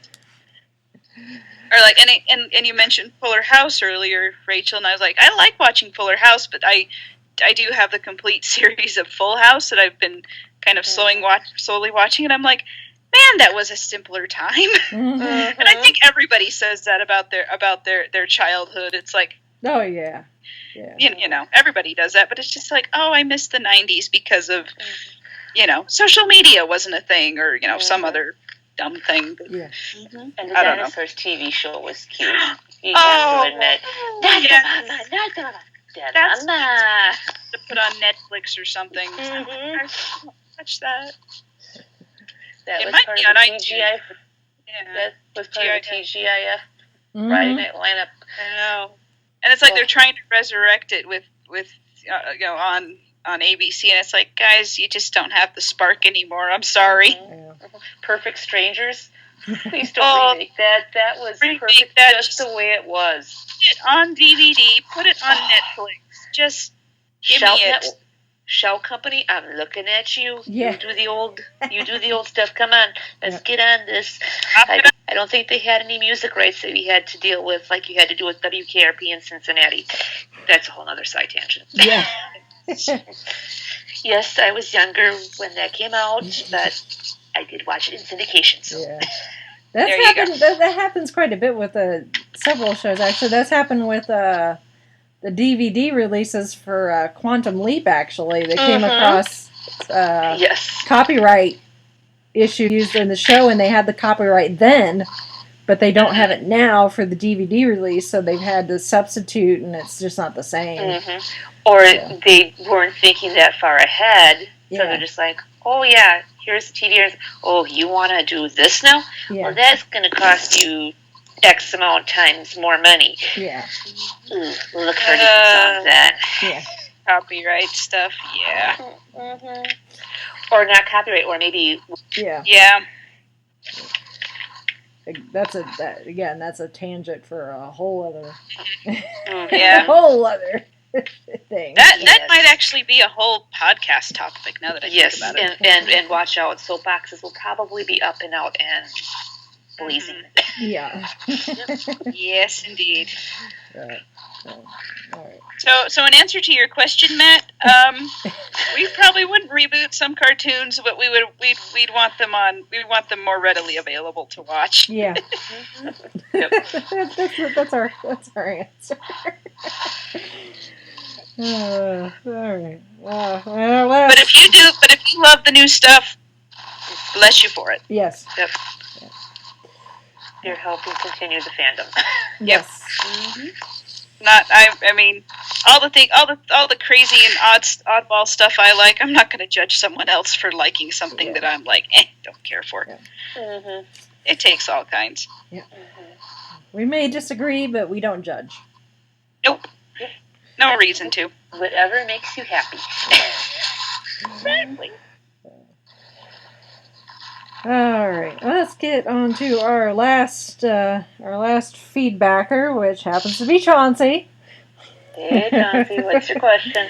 He has several, but he actually wrote us a little note to go with it. So he says, "Hello and happy birthday! I very much enjoyed your Star Wars episode from a couple weeks ago when we celebrated the 40th anniversary of Star Wars." He said, "I actually think Rachel explained my love for Star Wars well. Well, I'm married to him. I would hope I could. Married almost 8 years. I would hope so. Congratulations. I cannot believe how fast 3 years has gone. Amen. Congratulations, you did it. To come up with questions for you, I did an ancient Jedi meditation. I watched the Star Wars Christmas special." Oh boy. Oh, please. Happy Life Day. Yeah, Lumpy is still better than Jar Jar in my book. Oh dear. Here are my top 5 questions I came up with for you. Number one podcast was a theme park ride. What type of ride would it be? Roller coaster. Yes. Yeah. Of emotion. Either that, or well, now it's the Guardians of the Galaxy experience at Disneyland. But what used to be the Tower of Terror. Yeah. Not because it's scary, but because you go all the way up and drop. Yeah. All the way up and drop. Mm-hmm. Yeah, pretty much. Mm-hmm. So many feels. I don't know. Those are my ideas. What do you guys think? You might have something different. Tilt-a-whirl? Yeah. That too. Just the because, scrambler. We get on tangents and then we try to tilt back. Yeah. Yes. Mm-hmm. The scrambler. Mm-hmm. Yes. True. With some of the season finales that we've had to deal with, yes, Yeah. we've been left scrambled. And sometimes I think a fun house full of mirrors.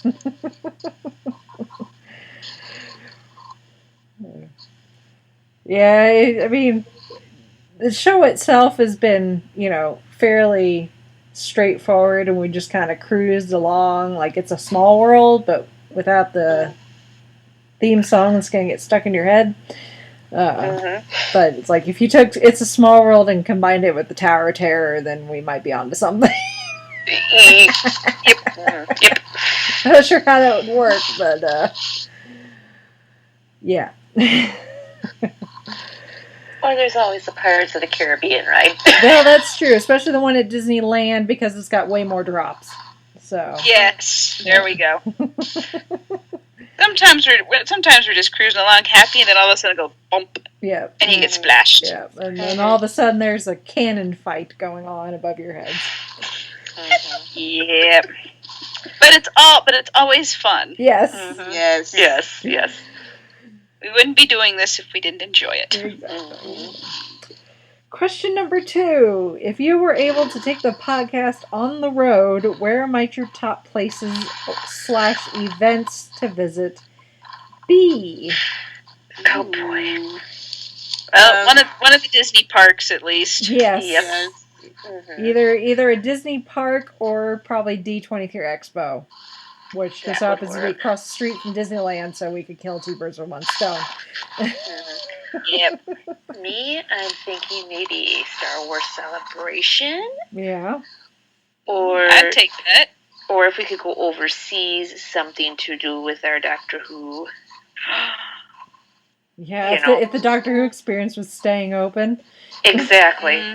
We could all go to Cardiff together. Yes, that would be something. Or Gallup. We'd all cram in like in the 5-ish Doctors reboot. Yeah, and really. Peter Davison's like, "This another planet, are you? Yeah. I want to go home."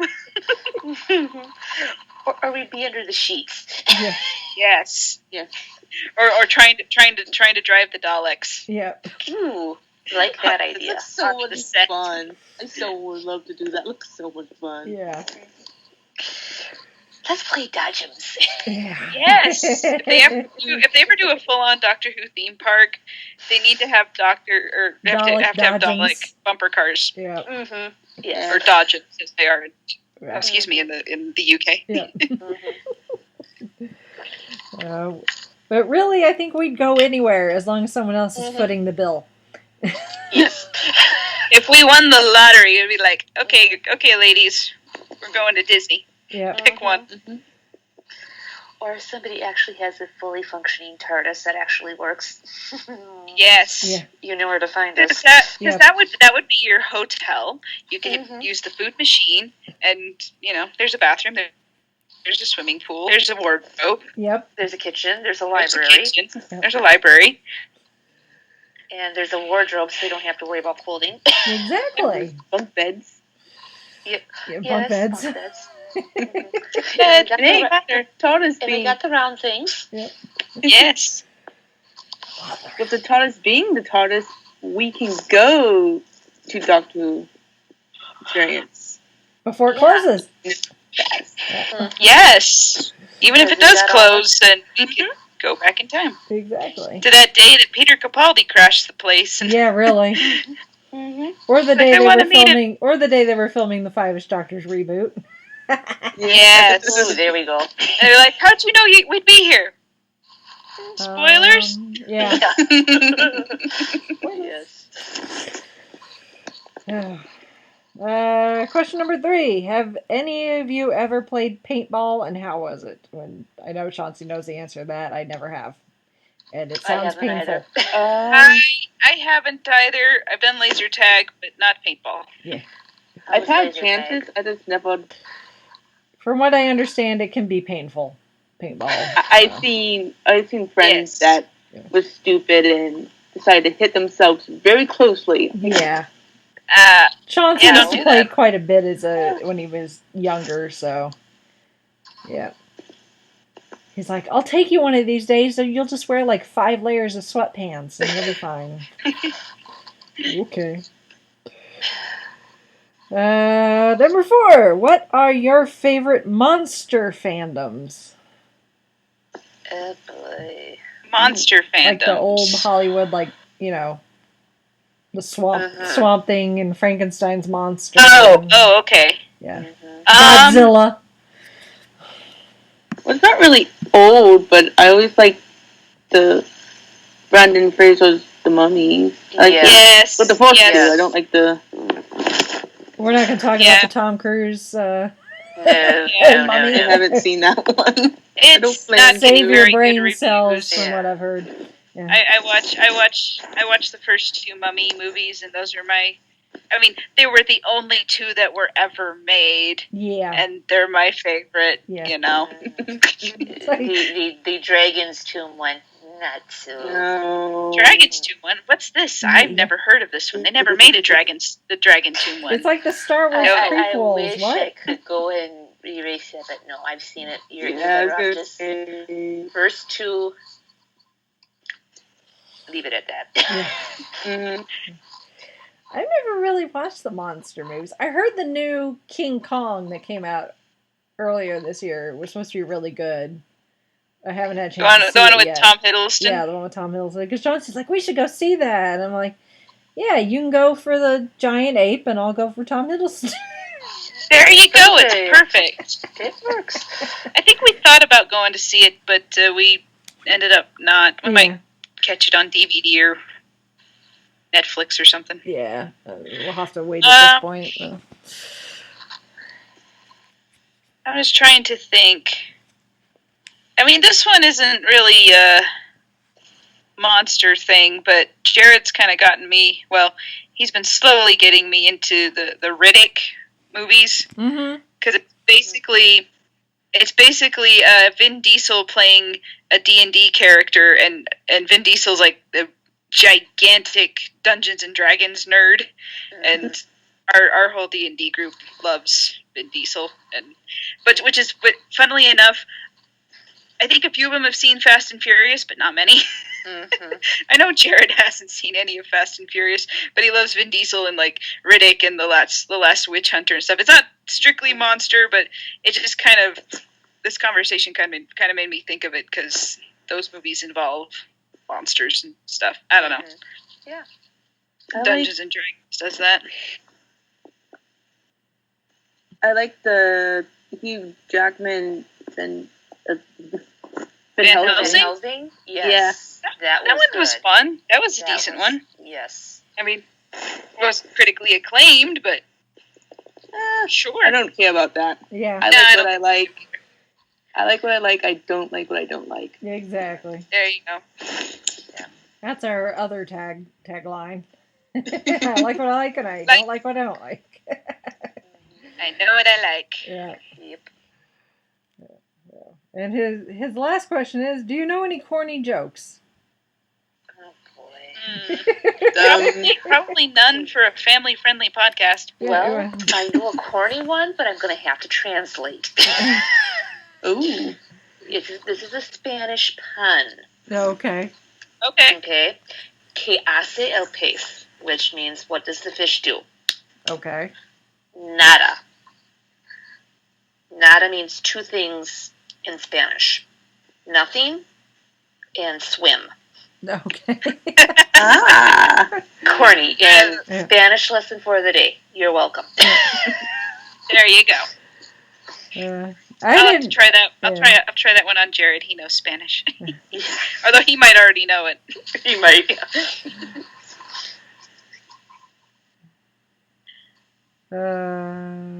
Yeah, I didn't know any off the top of my head. I had to go to Google and see what Google could give me, and I found a few lists. So let's see. Here's one. Why do chicken coops only have 2 doors? Chicken coops only have 2 because it's. That's a good one. I like that. Good one. I like that one. Corny, yes. Corny, yes. Good. Yeah. This actually kind of reminds me back in middle school. We had like a little newsletter type thing, and I don't know how it happened, but I got in charge of writing like weekly jokes for them, which usually does me looking online or looking at a joke book and trying to like revamp it or something. Yeah. Oh wait, well, I don't know if this one's strictly corny, but I don't know. Screw it, I'll tell it. Okay, so there's this farmer, right? And he gets a knock on his door. And it's this inspector from some government agency or another, and he's like, and the inspector goes, I'm out here to find it, to inspect your livestock in your fields and make sure everything is fine. And the farmer's like, oh yeah, he's done this before. And he's like, well, okay, but just be careful, don't go up in that field. And he points out like North House, just don't go up north in that field. And the inspector gets really mad and says, and pulls out his badge and says, you see this badge? This badge says that I am allowed to go anywhere, anytime that I say so, and you can't stop me. I'm a government law official, whatever. And the farmer goes, okay, well, go do your thing. So, the farmer goes about his business. And all of a sudden he hears someone screaming from the north field, and he goes up to see what's going on. And the inspector is running away, and it's this giant bull is chasing the inspector. And the inspector's yelling, like, help, help, get him off me. And the farmer yells back, show him your badge. Nice. Here's one that I remember from Tumblr that I had to look up real quick. An Englishman, a Frenchman, a Spaniard, and a German are all standing watching an American street performer do some juggling.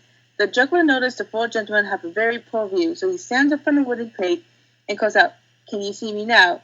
They said, yes, we see ya.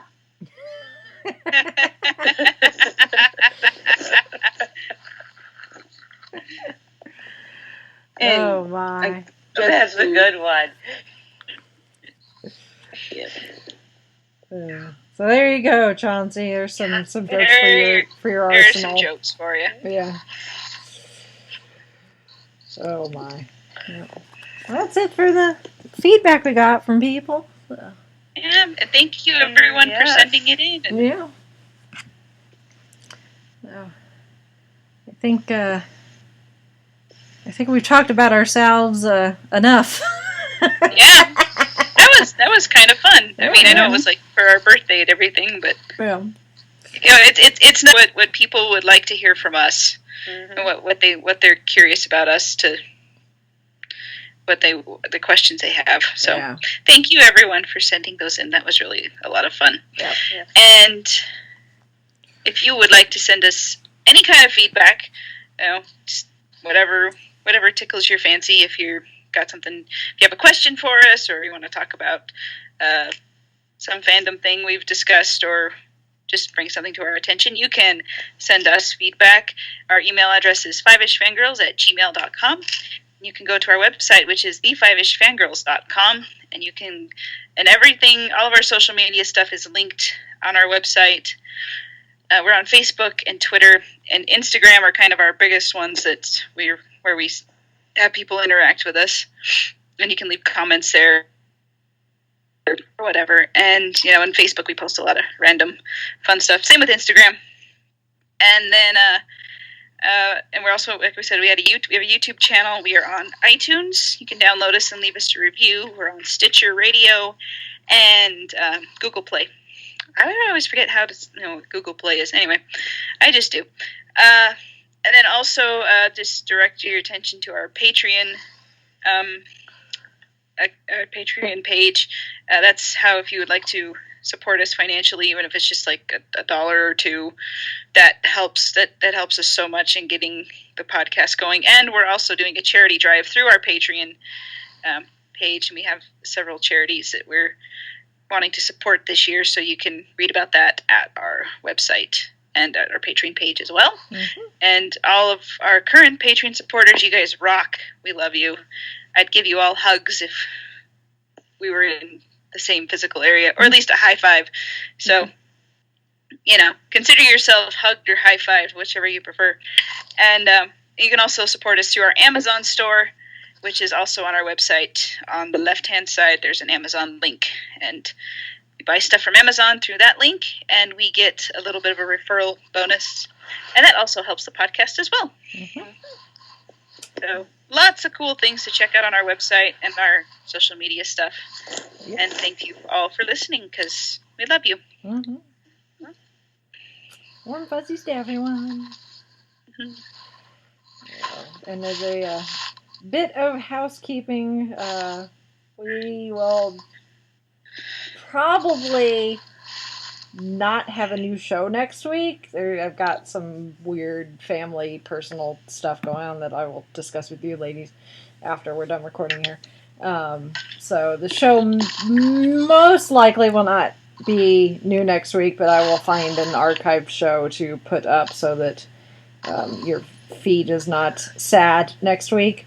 And then we should be back the following week as usual with I think we're finally going to get around to talking Game of Thrones. So just in time before the new season starts. So again, one of those fandoms is like, we'll get around to it eventually. Here we go. Unless something happens and we have to change the schedule. But if you want to guess, I get a jump start on the feedback for the next episode. I think we'll be talking Game of Thrones, so if you want to chime in on that, that is what we shall be doing. Winter's coming. Alrighty. Yep. And that gets us through the next couple of weeks, and then lots of exciting July things. happens. Lots. Yeah. It's like once the last end of June or beginning of July, I just look at the calendar and I'm like, yeah, I'm not sleeping for the month of July. Between conventions and movies and TV shows ending and TV shows coming back and other things, it's like, sleep's overrated. Mm-hmm. True that. Yep. I have to get myself mentally prepared to not be sleeping anyway. Yeah. Well, you can try to mentally prepare yourself as much as you can, but oh, I know. You don't know. No. Or so I've heard. I can't speak from experience, but from other people. So I've heard. I've had plenty of people imparting their experience to me, and a lot of it's good. Some of it's nightmarish, and it's just kind of like it depends on the baby. Yeah. It's, there's really no way of knowing for sure. So it'll be an adventure. Yeah. Alrighty. Anyway. Awesome. Well, with that, I guess we shall sign off for this week. This is Brittany and Belvedere saying goodnight. This is Chrissy saying goodnight from Salt Lake City. This is Holly from Wisconsin saying good evening. Pardon me. Hairball there for a second. This is Rachel in Indianapolis, Indiana. Okay, one more joke for the road. What do you call a dog that can do magic? A labracadabrador. Nice. That's a cool one.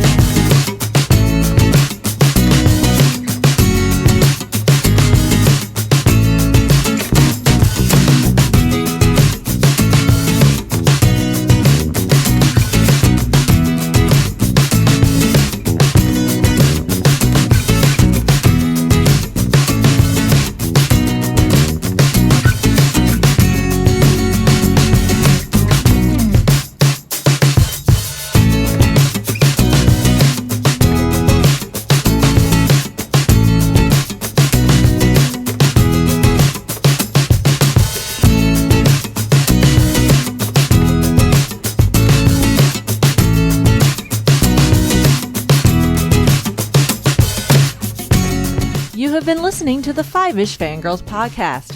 Any and all movies, books, games, and other forms of media mentioned are owned and operated by the respective copyright holders. No copyright infringement is intended or implied.